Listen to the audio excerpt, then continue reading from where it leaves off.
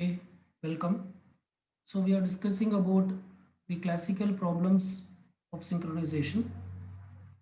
Last class we have discussed about bounded buffer problem. So in this class, in this session, we'll be discussing about dining philosopher's problem. So basically these problems are used to check the efficiency of any proposed solution for the critical section problem. Okay. So when a solution is proposed for the critical section problem, the correctness or the completeness of the solution is verified by applying to these problems, right? So in the last session, we have discussed about bounded buffer problem. In this session, we'll be discussing about dining philosopher's problem. Okay. So it's a pretty interesting problem. So in a dining philosopher problem, there will be five philosophers.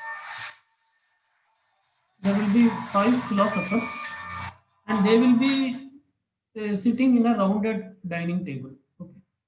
The five philosophers will be sitting in a rounded dining table, and most of the time they will be spending on thinking and eating. And most of the time they'll be spending on thinking and eating. Okay. And there will be five chopsticks that will be placed between between two philosophers. Okay, there will be one chopstick which will be placed between two philosophers. So totally there will be five chopsticks, right? If a philosopher want to eat, if a philosopher want to eat, then he need both the chopstick. That is, he just cannot eat with only one chopstick. He need both the chopstick. So first he will pick the chopstick from his left, and then he will pick the chopstick from his right, and then he will eat. Okay, so this is the idea. And there will be some rice which is in the middle of the table, that will be shared by all the philosophers. Okay, and this chopstick is also shared because there are totally five chopstick, but each chopstick is shared by two philosophers. Okay, totally there are five chopsticks which is represented using an array, and each chopstick will be shared between two philosophers. Okay, so this is the pictorial representation of that. So you can see there are chairs for five philosophers, and the philosophers will be sitting here and they will be thinking most of the time, and sometimes they will be eating. But whenever they want to eat, they need two chopsticks. They need both the chopstick. First they will pick the left chopstick, and then he will pick the right chopstick, and then the philosopher will start eating. Okay, so you can see here each chopstick is shared between two philosophers. For example, this particular chopstick, for example, if you see this particular chopstick, it was shared between this particular philosopher and this particular philosopher, like this. This chopstick is shared between this philosopher and this philosopher, like that. Okay, and when a philosopher want to eat, he needs both the chopstick. He cannot just eat with the one chopstick. Okay, now how to write a solution for this problem using any of the solutions which we have so far discussed for the critical section problem. Okay, so now what are the critical sections? What are all the shared resource or the critical section? This rice bowl is a shared resource. Okay, so only one person can access this at a time, and this chopstick is a shared resource. That is, out of these two persons, only one can access it at a time. If both of them want to access, then only one should be given access. Okay, so like that every chopstick is a critical section area. Okay, fine.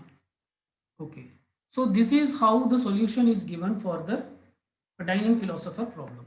For the philosopher I, if the philosopher I want to eat, if the philosopher I want to eat, then he will call a wait operation on chopstick of I.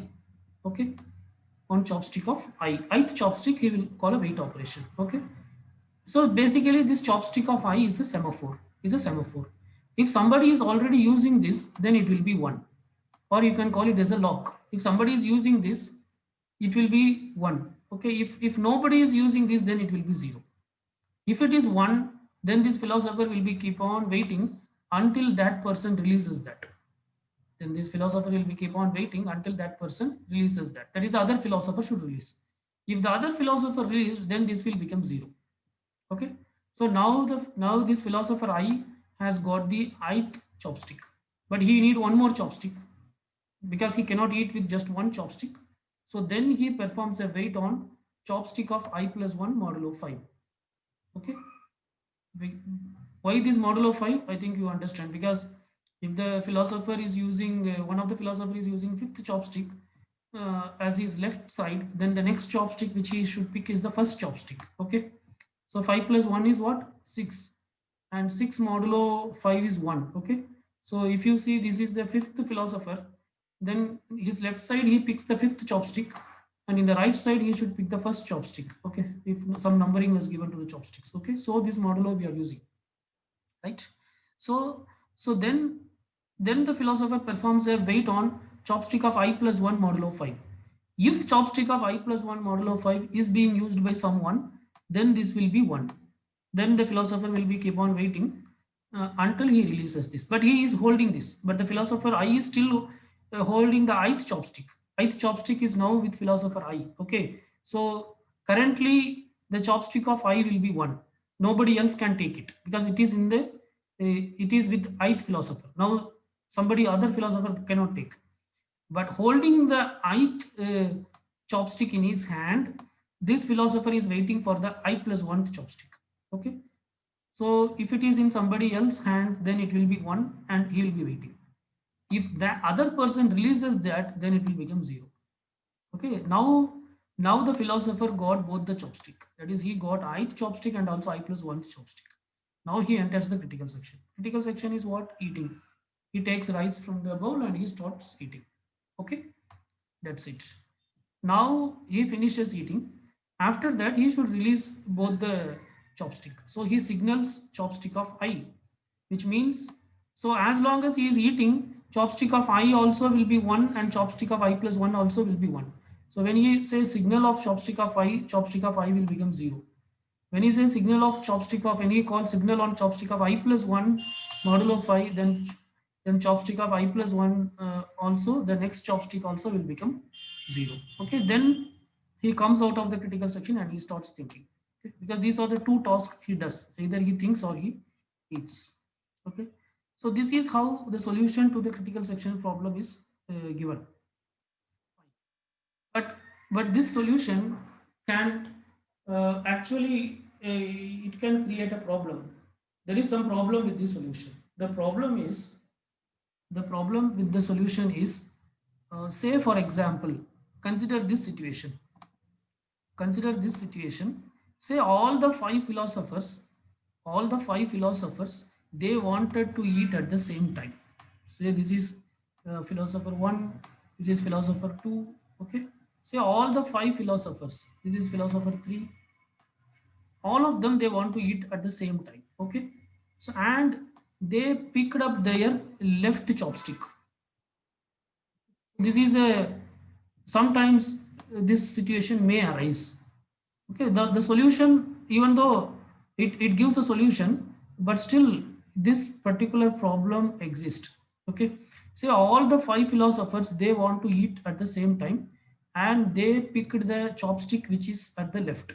That is, the philosopher P1 is picking this chopstick, and philosopher P2 is picking this chopstick. Okay, and philosopher P3 is picking this particular chopstick. Okay, and philosopher P4 is picking this chopstick, and the philosopher P5 is picking this particular chopstick. Okay, now what happens, all the philosophers are having one chopstick in their hand.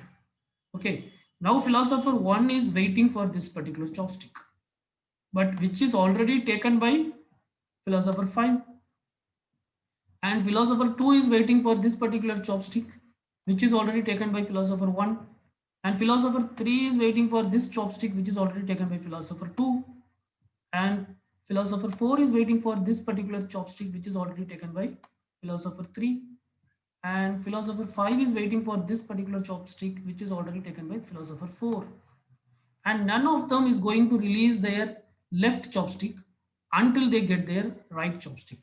Okay, and none of them is going to release their left chopstick until they get the other chopstick. Okay, so what will happen, they will keep on wait, they will keep on wait.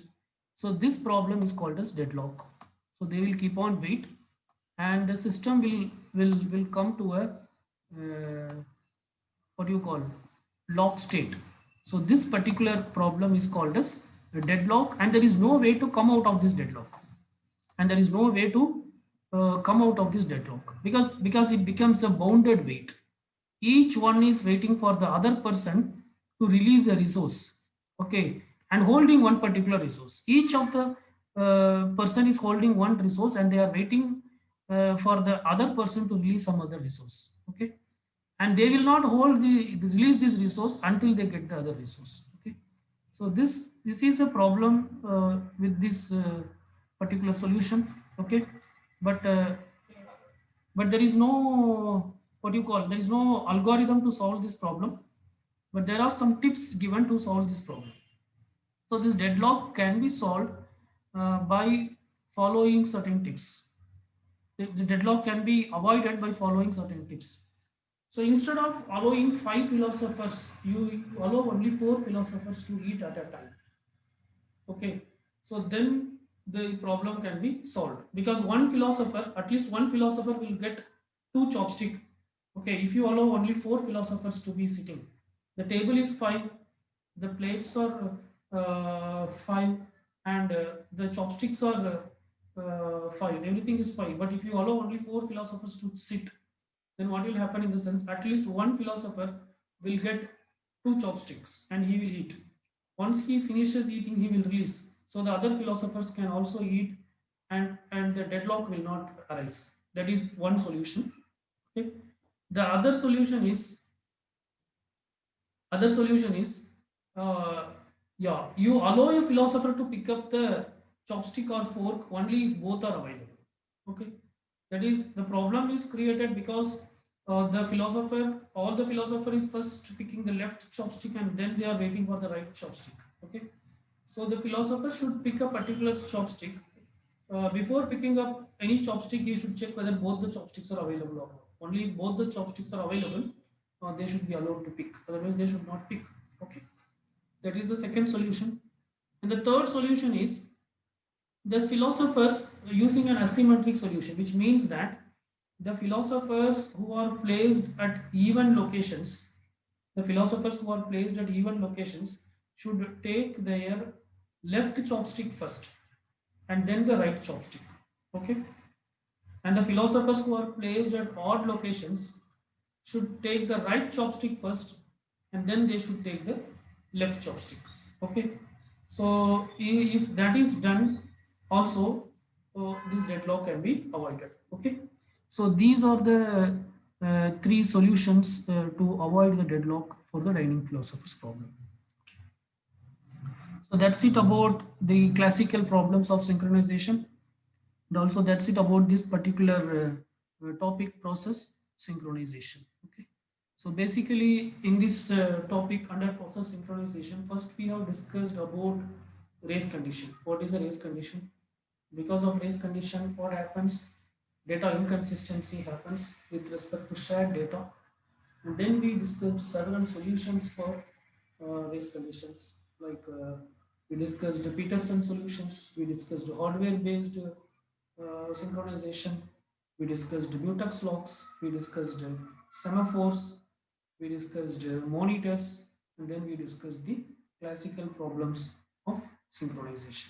Okay, so basically these classical problems are used to test the correctness and completeness of any solutions that are proposed for the critical section problem. Okay, let us stop here. Thank you.